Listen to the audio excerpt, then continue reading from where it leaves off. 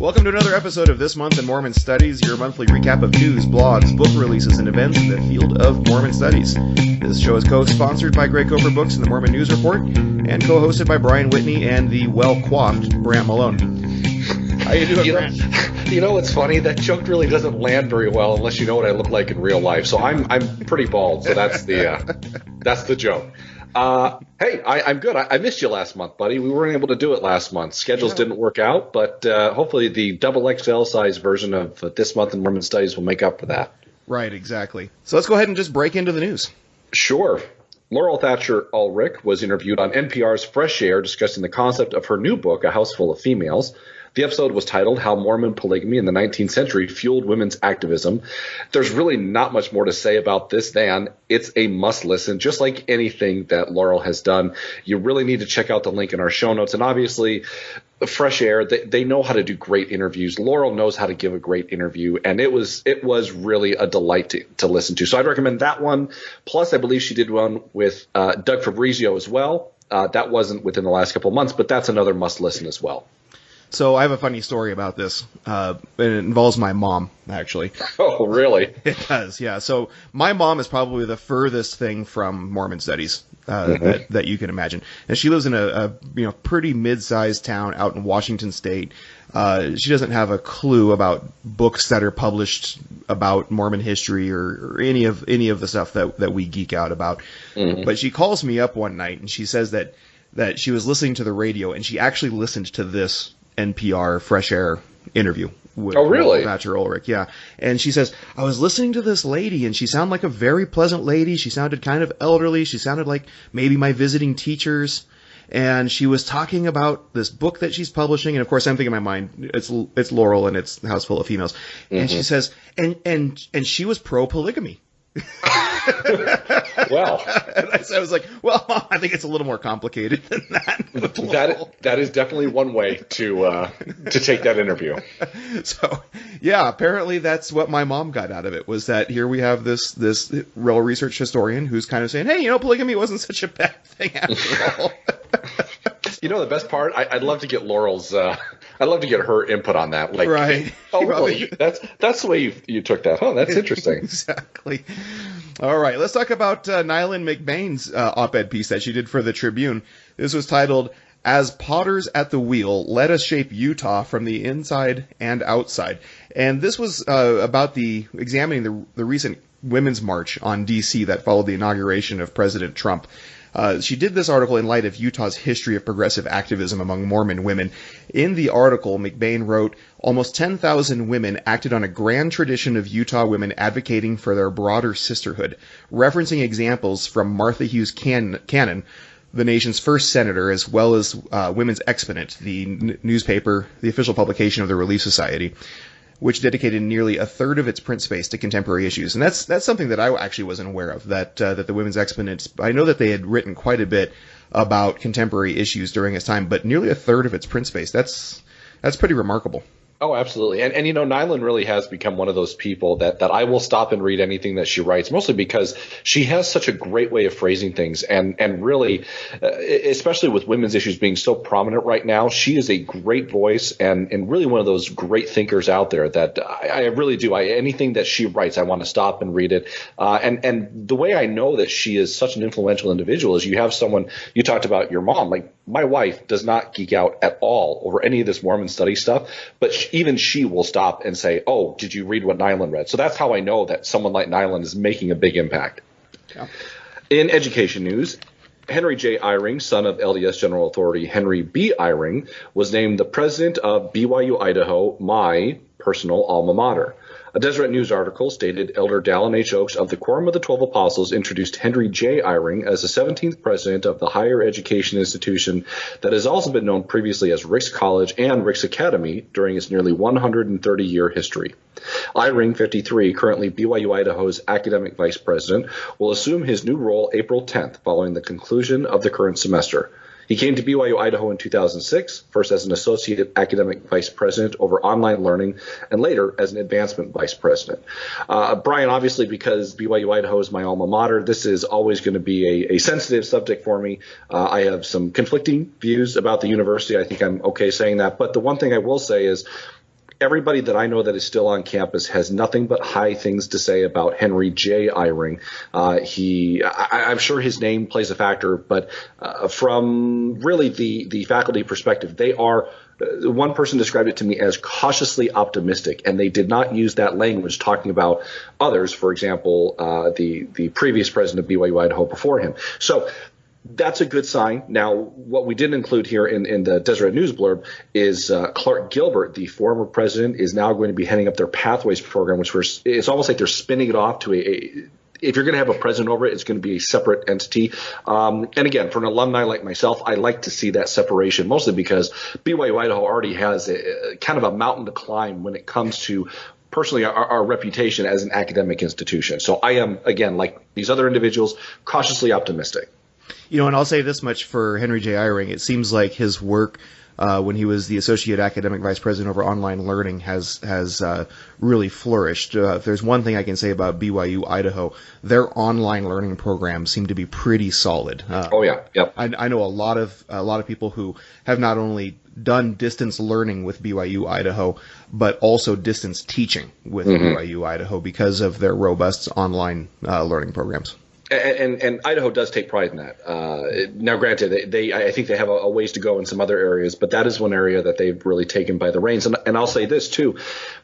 Really, if you want somebody heading up an academic institution, I think the Eyring name, especially considering the Eyring legacy, both with his father and his grandfather, you've got a strong academic legacy that is hopefully going to apply to the university to start taking it to that next level. Something that personally I wish I would have seen a little bit more of. Several updates have been made to the Joseph Smith Papers website recently. Their website notes the release of about 150 new documents, legal papers, and sections on the Nauvoo City Council Minute Book. Source footnotes for portions of the manuscript history of the church, Joseph Smith's views on religious freedom, which is a pretty timely topic, and more. These editions, as well as other digitized documents, can be found at josephsmithpapers.org.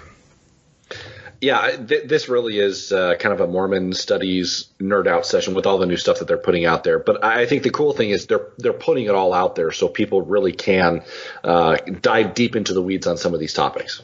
Yeah, there's a few things here, like for instance the Nauvoo City Council Minute Book. Now, when this had been put up, I actually sent a message out to John Dinger, who did the book, the Nauvoo City High Council meeting minutes. But there was a portion of those meeting minutes that were restricted to him, and he wasn't able to publish in the book. Now, there's been some controversy over how restricted they were. Did he just see that they were restricted online and not really pursue it further, or did he really go in and ask it, if they were restricted or whatnot? But at any rate, they're not in his book regardless.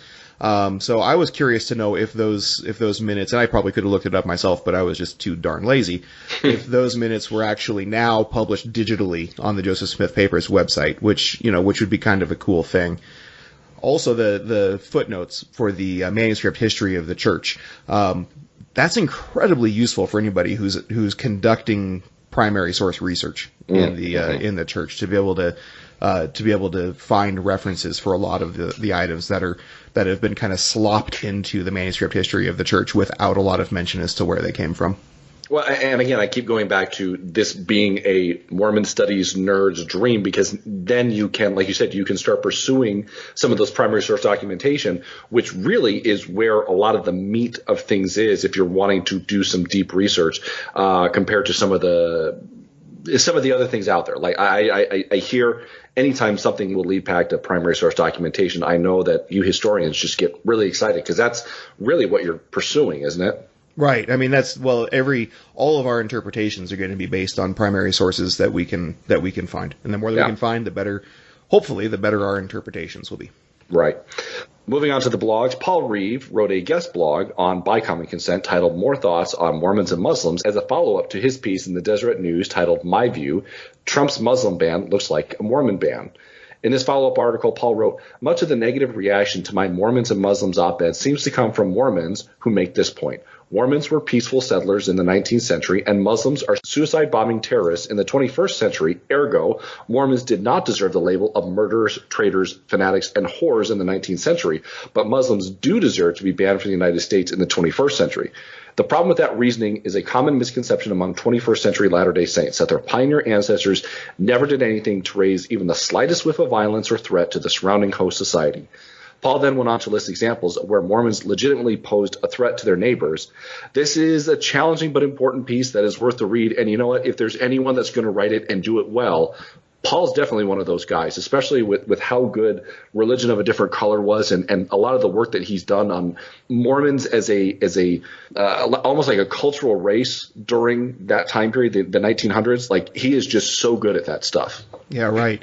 And I was actually just having this conversation earlier tonight about the Missouri conflicts. And, you know, when you look at it from a Missourian's perspective, it really comes off as far more of a Civil War conflict that had more to do with land acquisition, political power, and economic influence than it did a religious persecution because of strange beliefs, right? In fact, I would go so far as to argue that the peculiar beliefs of Mormons would have been far more tolerated had they not been politically engaged, economically engaged, and spreading like crazy throughout particularly throughout counties that were restricted to them. Caldwell County, for instance, was created for Mormons, and they started spilling out up in northern Davies County almost as soon as they landed. So, you know, there's a lot of, I guess, you know, there's multiple sides to the story, right? Always multiple sides to the story. And so, you know, Paul's right when he writes an article like this and says, you know, we need to kind of look at both sides of what's going on here. Then you start seeing the comparison that he's trying to draw between that and between our attitude towards Muslim immigrants. And he's dead on. He's right that the way that Mormons were viewed in the 19th century in Missouri and in Illinois is very similar to the way that we view Muslim immigrants today. Exactly. Ben Park wrote a fascinating piece on the modern Mormon athletic image. This was a piece that was written on his personal blog as opposed to the Juvenile Instructor, where he's a regular contributor. In this piece, Ben discusses the shift from primarily white athletes who played for the BYU basketball teams or football to a more diverse representation of players. He concluded in his article that as Mormon faith and community moves to adopt a more diverse image, it makes sense that athletes would lead the way. Sports has long been a venue for cultural transformations within the LDS tradition. I think that this is an interesting topic that not a lot of historians or sociologists or cultural anthropologists really look at very much, and that's the way that sports are used to be able to advance the cultural image of a fringe group, of a marginalized group, right? So, for example, blacks who historically have been marginalized within the United States, sports really gave them a venue to be able to kind of, I guess you would say, have greater integration, right, within white community. And same, you know, you see the same patterns within Mormonism as we continue stressing the cultural diversity of Mormons, right? You also see that being led out, as Ben pointed out, in our sports teams for our colleges. And I think what it does is sports becomes one of those things that begins to transcend a lot of boundaries. And so even if you look at some of the, and I'm not even going to pretend to act like I'm some, expert historian when it comes to sports and race and how that works. I just from my off the cuff thoughts, like really once that barrier was broken in baseball and other sports as well, sports then became a complete meritocracy where you had people basically the best player, whether you were white or black or whatever, was going to succeed because they were one of the best players. And so what you see is kind of twofold. You see that meritocracy happening, but then you also see that becoming like the great playing field for everybody. And even as recent as a couple of years ago, even though you had, the punchline that BYU with all of its white players, it was a punchline that was very true. And now that you're starting to see that shift, it makes sense that, yes, we would be bringing in a bigger group of people. And I would say one of the biggest things that has helped us with that is specifically having different races of players find success. I'm thinking of someone like, granted, he didn't go to BYU, but if you're Mormon and you play sports, like whatever. There's someone like Jabari Parker who plays for the Milwaukee Bucks and is considered one of the phenoms of the NBA right now at a very young age. That begins to start leveling that playing field where you might have potentially other Black Mormons that view Jabari and then go, oh, there might be a place for me playing basketball. And now that you're seeing more individuals on BYU's team who might reflect your same skin color, it might make that transition a lot easier, which, again, begins to open up all kinds of doors for all kinds of different areas. And what a shift from maybe just a half a century ago when BYU football, for instance, was left out of the regionals because of its views on race. Yep. Another Ben, besides Ben Park. There's another one? Listen, we all try to keep it from Ben, but wrote a fascinating piece worth considering. Ben Spackman, who operates the Patheos blog, Benjamin the Scribe, wrote The Complexities of History in the Ensign, responding to a recent article published in the February issue of the Ensign titled Understanding Church History by Study and by Faith, written by Church History Library Director Keith Erickson.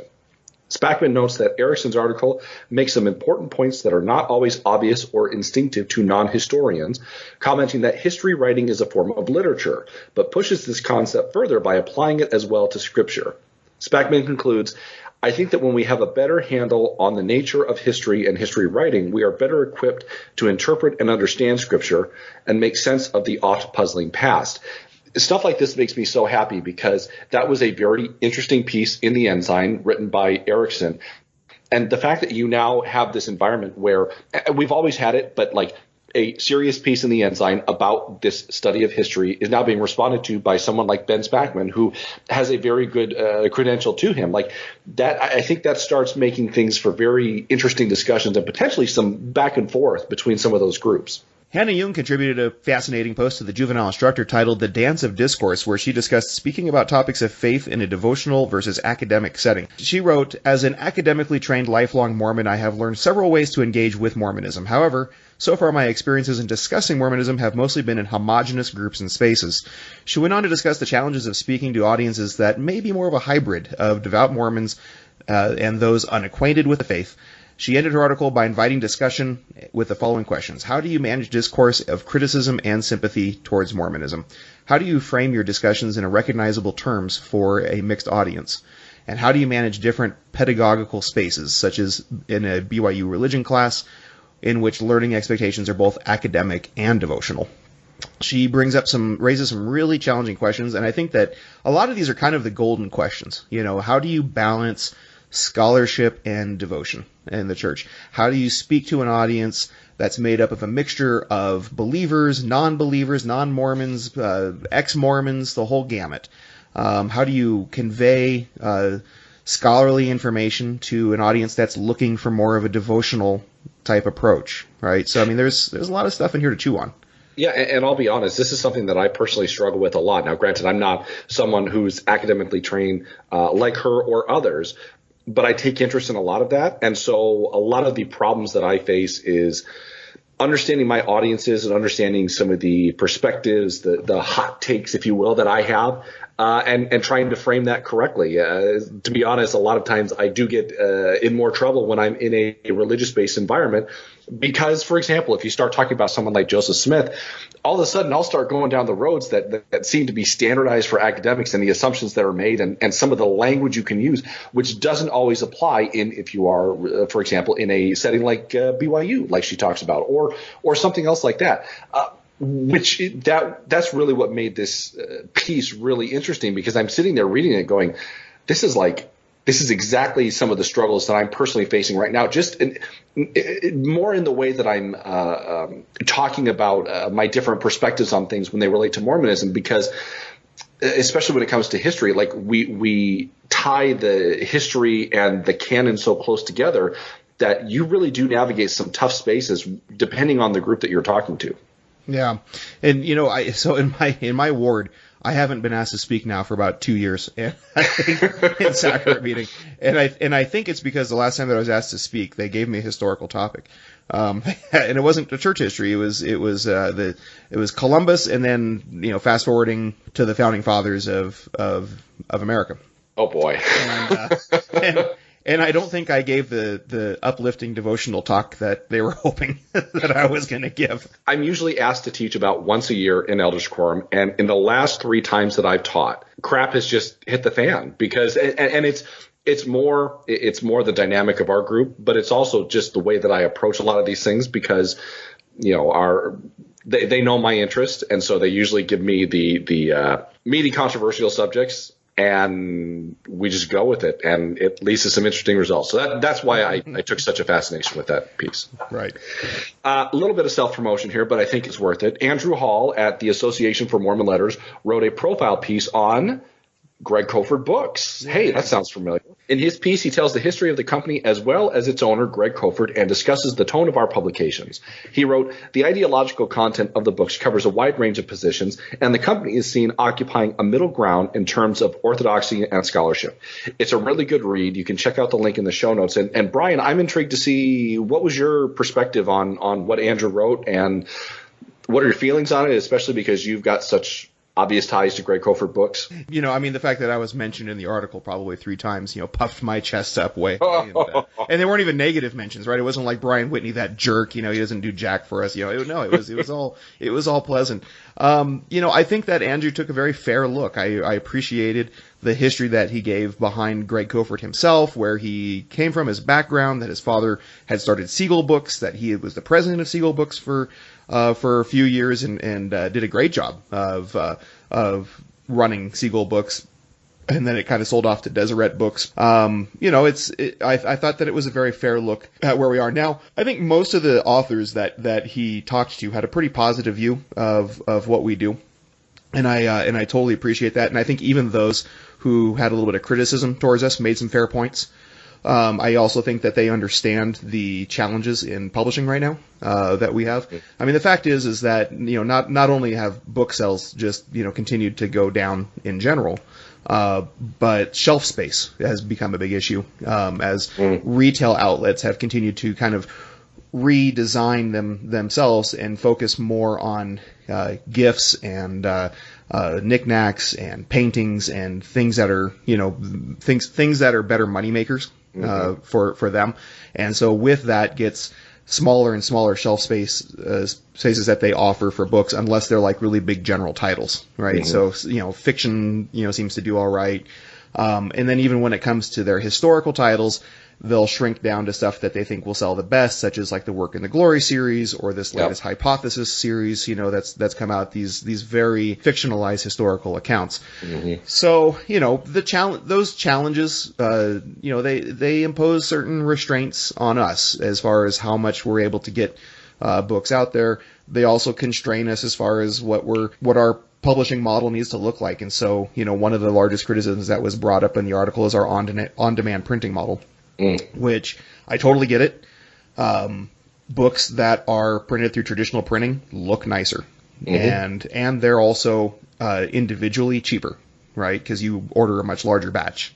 I would love it to be able to, if we were able to do just regular standard printing for every title that comes out. But the financial reality of it is that on-demand printing, because we can print out in smaller batches and not have to warehouse as much and not have to worry about as many books being sent back to us that didn't sell by the retailers and eat the cost of that and sit on this inventory.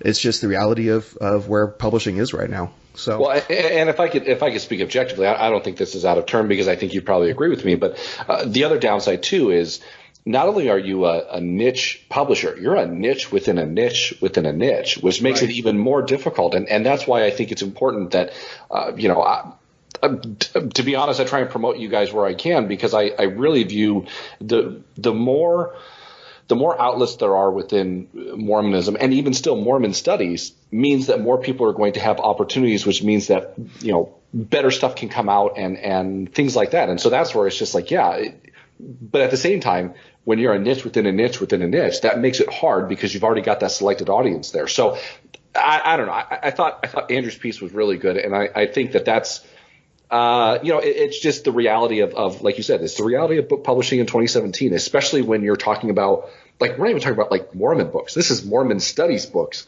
for a certain audience. So yeah, the approach that you guys are going to take is going to be very different from other groups. And like I said, it's just the nature of the way things are in 2017. Yeah. Well, and it was pointed out in the article too that those publishers who have larger financial backing behind them, whether institutional publishers, whether it's university institution or whether it's church institution, who don't have to worry about churning a profit, or our friends over at Signature Books who have received a quite generous endowment from their owner George Smith, where they don't have to worry as much about churning a profit on their books. They can do things a little bit differently. But when you are a smaller publisher who does need to try to at least break even, if not show a profit, then it makes it a little bit more challenging. But anyway, I appreciate that the brand itself of Greg Kofford Books is starting to get well known enough to where we're getting attention like this and getting pieces written about us. Yeah. Moving on, Mike Austin, one of our authors, posted on By Common Consent a piece titled Canon as Context, Insights from the Bible Wars, where he discussed the development of scriptural criticism, particularly where historical context becomes the central question of the Book of Mormon. Now, he stated, to the extent to which the Nephite culture of, say, 49 BC would have retained Hebrew influence is completely unknowable. It is simply not possible to study the Book of Mormon from a scholarly perspective except as a work originally created in English. Nothing in the text proves or disproves its historical context because that context is completely unavailable to us as a reference point. Mm-hmm. The type of study that Mike finds most valuable is one where it isn't necessary to be a believer in the text, but where belief is still taken seriously. Now, he references a book in this article that was kind of one of those game-changing books for Mike on scriptural criticism. It was called Biblical Theology in Crisis by Brevard S. Childs. And I mean, it's an older book. It was a 1970 book, he says, but this was a book that was challenging the trends that were happening in scriptural criticism at this time, where everything was about trying to put historical context into the Bible in order to understand its passages, right? And Brevard comes along and says, yes, but we need to take belief in the Bible seriously, right? So when we're doing our studies on the Bible, we can't completely divorce belief out of the equation. And, I think that what Mike is hitting on is the exact same conclusion that the Camelot-era historians of Mormonism hit on, whether it be Arrington or Dean May or Glenn Leonard. They recognize the role that faith and belief plays in studying a religious history. Bushman talks about this quite often, where you have to take the belief in the history in the religion seriously in order to be able to discuss its history and its context. But further, Mike discusses the limitations of studying the Book of Mormon as a historical text because quite frankly, the only thing that we have is Joseph Smith's English created translation, however you define that. Right, and I'd also recommend Mike's great series of posts over at By Common Consent. He labeled it #BOM 2016. So that was the kind of the ongoing theme and title that he had. But really, he was taking the Book of Mormon and approaching it as a trained literary critic, encountering its narratives for the first time. So that post plus all these posts, it really does bring this great insight into the Book of Mormon and a different approach. And again, like you said, all we have is the text. Like we don't have much else. And so when that's all you have, then yeah, you have to take it from that perspective. And I think that you hit on something very important there, and that's the difference between historical criticism and literary criticism. Yeah. Mike, coming at this from a literary criticism perspective, is able to offer something a little bit different than perhaps those of us who are fixated on trying to place something into a specific geographic time and location. Moving on to book releases. The first book that I'm going to talk about real quick is probably one of the weirdest books, but it has this you know what I'm talking about. It's got this twinge of wonderful sincerity. And that book is The Garden of Enid, Adventures of a Weird Mormon Girl, Part 2 by Scott Hales. I didn't think that I was going to have such a strong emotional connection to Part 1, mostly because that was kind of not to the Mormon nerdiness that she was, but this awkward teenager trying to find their place in the world. That was totally me. What I like about what Scott does is, and you might know more than me, Brian, about the background of this, but originally The Garden of Enid was it was Mormon Insider Baseball on Twitter with these goofy comics. Sure. And then what happened was you started getting a little more, and he was, kind of doing some comics on demand, during General Conference. So the book is sprinkled with this overarching narrative about her and her mother and things that are going on with her life and, basically being a teenager and going through all that. But then she's got this Mormon nerdiness that gets into like insider baseball in certain areas. And the one concern that I had was that all of this might go over the tops of some people's heads. But what I found when I've talked to people about it and I've showed them certain things is like I explain it to them and then they chuckle and they go, "Oh, really? Oh, so that's going on?" Like it's this great introductory thing. But I think the cool thing is there's not that much out there as far as Mormon graphic novels. And it is such a good little book. And it's one of those books like I want to give it to teenagers to see if it's like, is this a book that only us adults get or do teenagers get? So I can't stop gushing about that book. And the nice thing is you've got volume 1, you've got volume 2, maybe more volumes. You could follow him on Twitter so you could still get your Enid fixed. I can't say enough good things about the Garden of Enid. Yeah, so I did notice that Scott has been publishing a few more updated Enid comics as of late. So perhaps a volume 3 is maybe getting underway. Scott's remained somewhat tight-lipped about it, said that it's not completely out of the question, but that, we'll just see where it goes. He takes a very organic approach to these comics. Basically, they're a response to what's going on in our social and culture at the time. Now, yeah, there is this overarching narrative that's taking place in Enid's life as she's coming of age and as she's learning her own identity, as she's learning her relationship with others, particularly with her mother. But, you can't deny that part 2 leaves us on a cliffhanger. So, I've been pushing Scott pretty hard to say, hey, no, we really do need a part 3 because I'm having a hard time sleeping at night. And additionally, just really quickly, like it's so I showed my father the book when he came down to visit, and he was like, he had this like confused, almost quirky look on his face, like, oh, that's different. And I let him borrow it for the night. He got done reading it in one night, gave it back to me, and said, "That is a cute little book. She's really weird." And I was like, yeah, that's the book. It's going to make you feel good, and it's really weird. Yeah. So moving on. Our friends over at Signature Books released an interesting title this month titled Salt Lake School of the Prophets, 1867 to 1883, edited by the wonderful Devery S. Anderson. Just reading from its preface, ministerial training was an early goal of Mormonism. The priesthood-led institution called the School of the Prophets, established in Kirtland, Ohio in 1833, was basically a divinity school for prospective missionaries. However, topics of study included, in addition to prophecy and revelation, penmanship, English grammar, arithmetic, philosophy, literature, government, geography, and history. For 7 weeks, there was even a course in Hebrew. But it was discontinued. Still, it was in this setting that Joseph Smith received his revelation on diet and health and some of the spiritual manifestations associated with the Kirtland Temple dedication. Brigham Young later reestablished the School of the Prophets in the Salt Lake Valley in 1867. His successor, John Taylor, resuscitated it for a while in 1883. Young's emphasis was theology, first as an appendage to the Deseret University, and then as a separate institution. Presented here for the first time are all the available minutes for the Utah period. First of all, I can't say enough, kind things about Devery Anderson, who is a very busy author and editor. Oh yeah, right. I mean, coming right off the heels of his very well received biography of Emmett Till. Then he's got this, and I know he's got a Willard Richards biography in the works as well. Devery's just one of those machines that just continues to just work and work and work. This is another great primary source collection put out by Signature Books. And, it's going to be an invaluable tool for researchers who are interested in the topic of the School of the Prophets. Yeah, and Devery's resume speaks for itself. And really, as soon as I saw that he was the editor on this, that's what sold me on it, just because he's done so many other books, whether it be on the temple documentation that he did and a couple others. Like, it's one of those where it's like, oh, Devery's got another book with primary documentation. All right, I'm in. Right, yeah, he did the Quorum of the Anointed, he had the Nauvoo Endowment Companies, and he had the development of LDS temple theology from the Utah period forward, 1847 forward, and now you add this.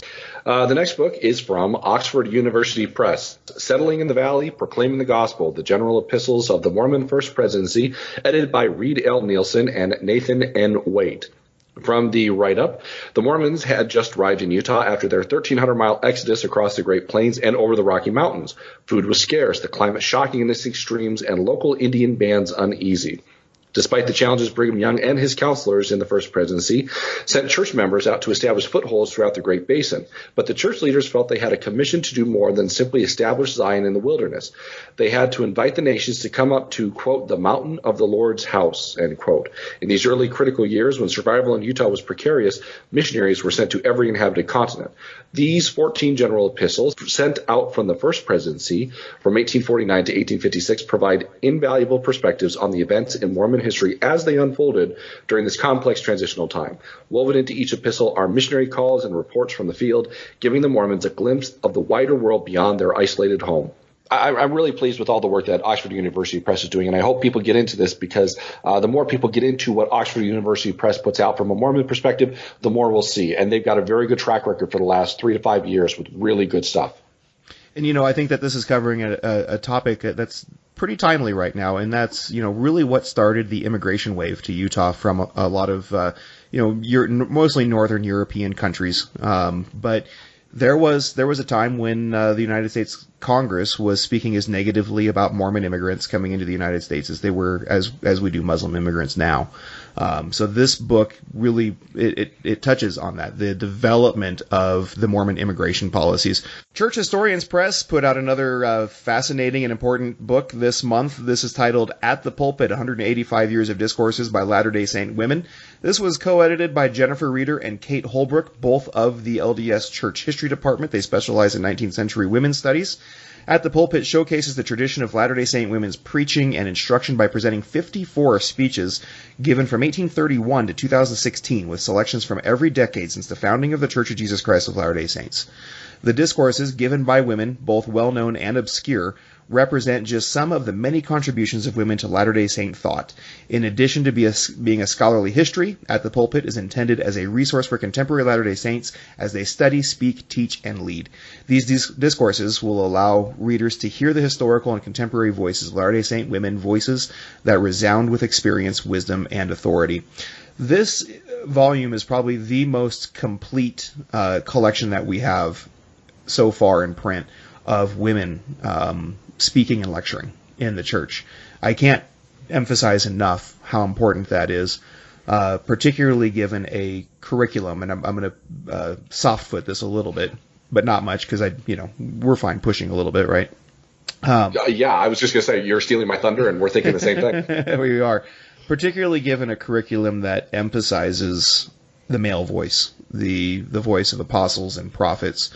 And really seems to de-emphasize the voice of female past leaders as well as just, the lesser-known women that have participated in shaping and molding the church. So, I'm thrilled to see this book out and thrilled to see it being done through Church Historians Press, to be carried by Deseret Book, and just hope that it creeps into our Sunday school curriculum, into our Relief Society and priesthood curriculum, for that matter.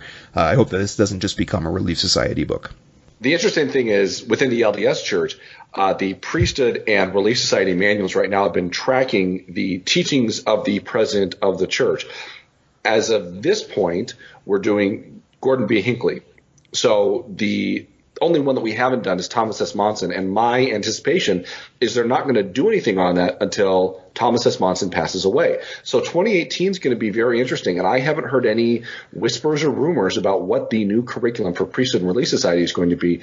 Isn't it interesting that one of the things that has been talked about a lot, and you were alluding to it, is there hasn't been the focus on female leaders of the church, and yet the Church Historian Library comes out with this, and yet 2018 we don't have a book. And wouldn't it be interesting if this book was all of a sudden said, we're going to go with this book and pick up where you want. And I just sit there and go, hey, it makes for some interesting timing, and 2018 might be very interesting as far as what that course of curriculum is going to be. Or even if they stuck with the same model, imagine if we had a book on the teachings of Eliza R. Snow or the teachings of Emma, right? And then my mind starts going to things like, okay, so if you start going down that road of doing that, then all of a sudden I think people might take it a little more seriously when you have a Relief Society president talking in general conference versus the way that, at least it's a joke sometimes on Twitter, oh, now it's time to go take a break or something like that, because for some reason within the LDS Church we don't seem to give their words enough weight that we do for the male apostles and the male prophets. So that's where you sit there and go, wow, I wonder if that could be a paradigm shift for so many people if we start going down that road. But then again, I'm just sitting back here fantasizing. Right. I was going to say, you're getting me pretty excited there. I know. I lower the expectations. All right. So let's move on to some book reviews. I'm going to do a shameless cheap plug. Every week on Sunday, I've got a 3-year-old daughter. She needs snacks. And so when we go to church, we usually bring some snacks, and she likes variety, so we have different snacks every week. Sometimes I get bored, so I bring a book. So I've got something I call the Snacks of Sunday. You can look on Facebook. It's hashtag Snacks of Sunday, and you can see all the different books and all the different snacks we bring. All these reviews can be found under the hashtag Snacks of Sunday. So this one was by Princeton University Press. It's called Revelatory Events, 3 Case Studies on the Emergence of New Spiritual Paths by Ann Taves. It looks at the origins of Mormonism, Alcoholics Anonymous, and the 70s phenomenon, A Course in Miracles course.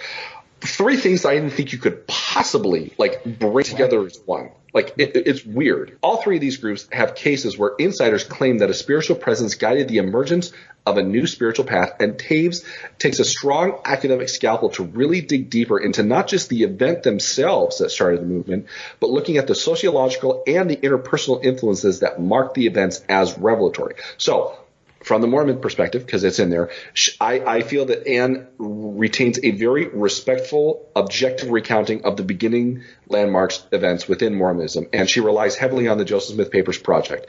But that's not the crux of the book. So if you're someone who is interested in the book from a Mormon studies perspective, I think you'll be very pleased with how Anne approaches a lot of things. Like I said, it's done in an objective tone. It's respectful. It basically takes it at face value and lays it out like that. Here's the thing. It's one of those books where you need to pause every couple of sentences to let the writing sink in. It's not one that I could just blaze through on a Sunday. I've had to spend a couple of weeks working through this book. That's really how she writes. And while the Mormon information is well done, her analysis of each of the cases and how they relate with one another are really fascinating, and the sociological impact of it all. It's really not a light book, so don't expect you're going to get it read on the bus or on the train or anything like that. But it is one where I take it one paragraph at a time, and I really enjoy the process. So that is Revelatory Events, 3 Case Studies on the Emergence of New Spiritual Paths by Ann Taves. Let's move on to some events. Harvard Divinity School hosted the Faith and Knowledge Conference this year over the dates of February 24th and 25th, which, as of this recording time, means that it ended yesterday. The Faith and Knowledge Conference was established in 2007 to bring together LDS graduate students in religious studies and related topics in order to explore the interactions between religious faith and scholarship. It meets under the direction of Richard Bushman and invites graduate students and early career scholars to share their experiences in the church and the academy and the new ideas that have emerged as a result. Speakers for this year included Laurel Thatcher Ulrich, David Holland, Taylor Petrie, friend of the show Stephen Smoot, Reed Nielsen from the LDS Church History Department, Joseph Stewart, who we discuss his articles on Juvenile Instructor quite often, Christine Wright, Joseph Spencer, and many others. Perhaps if we're lucky, some of these sessions may appear on YouTube, although there's no indications that any of the past conferences have been recorded or that a selection of papers has ever been printed. As a side note, I did make an offer to Joseph Stewart is on one as he's one of the committee chair people, and so I did mention to him, hey, we'd be interested in possibly publishing a selection of papers from this conference. So who knows? I would love that. And you look at that lineup, that's kind of an all-star lineup, and it amazes me that more groups haven't put it out on YouTube. I get why they don't, but it's also guys, that's like an all-star cast. You put it out there at least. So I guess I'll have to go to you guys to get the scoop if you guys end up publishing them. The next event is the Society for Mormon Philosophy and Theology, who will be holding their annual conference at Claremont Graduate University March 2nd through 4th. The theme for this year's conference is Conceptualization of the Holy Spirit within Mormonism. Speaker highlights include Joseph Spencer, Dan Witherspoon, Taylor Petrie, Margaret Triscano, James McLaughlin, Jenny Webb, Rosalind Welch, James Faulkner, and a closing plenary address by Patrick Mason. SMPT publishes a journal titled Iriantum, which will hopefully devote a future issue to some of these papers. Again, that's another great all-star cast. Great that they're getting together, and YouTube would be awesome, guys. Just saying. Utah Valley University is hosting its annual Mormon Studies Conference March 30th and 31st. The topic this year is Multicultural Mormon, Religious Cohesion in a New Era of Diversity. Gina Colvin is going to give the keynote, along with Armando Solorzano. The rest of the speakers are yet to be announced. We do have a link in the show notes that you can follow. Additionally, in years past, they have put it on YouTube and they've live streamed it. There are some whispers that they're going to do that this year. So for anyone not in the area, definitely something to look into. Kate Holbrook will be speaking at the Mormon Tabernacle on her new book about Mormon women's sermons that we discussed earlier, Thursday evening, March 2nd at 7 p.m. at the Assembly Hall in Temple Square. Kate will give a devotional talk focusing on the spiritual highlights of working on the book. She will also be doing an event at Benchmark Books the night before on March 1st, also discussing the book. You can contact the Church History Library for more details. And moving on to the call for applications. Now, Brandt, this is a great opportunity. The Church History Department, the Joseph Smith Papers Project, in order to celebrate the publication of Volumes 5 and 6 of the Documents series, are inviting paper proposals for a conference that they're going to be holding on October 20th, 2017, at the Church History Library in Salt Lake City. According to their website, they said while paper proposals need not be specifically about Joseph Smith, they should draw from the corpus of his surviving documents from 1835 to 1839. They're encouraging proposals that explore broad themes covered in these volumes, including missionaries, the role of women in gender and religious communities, religious gathering, communitarian land purchasing strategies and urban planning, frontier violence, religion and the law, and religious dissent. You can learn more about the conference by clicking on the link in our show notes. Those are some very broad themes that I would love to go see how they would approach some of that stuff because, wow, those are some great themes. And I think that the Joseph Smith Papers Project, at least with some of these conferences that they're doing, they've been really good in the past. So I'm really intrigued to see what they're going to do this year. Yeah, this is the first one that they've hosted. They've participated in a lot of conferences, particularly like the church history conference that they share with BYU Religious Studies Department. And then, of course, Joseph Smith Papers always has a strong presence at like the Mormon History Association annual conference and other venues. But this one is one that they're actually doing themselves, and I'm intrigued that they're doing it at the Church History Library in Salt Lake City.